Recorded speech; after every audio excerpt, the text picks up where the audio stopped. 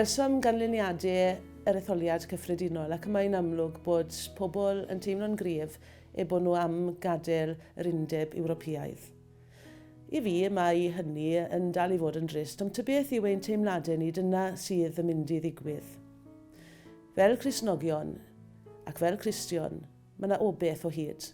A'r gobaith hynny yw, ein gwahaniaethau fel Cristnogion, yr enwadau gwahanol, bod un yn ein huno ni, sef Iesu Grist.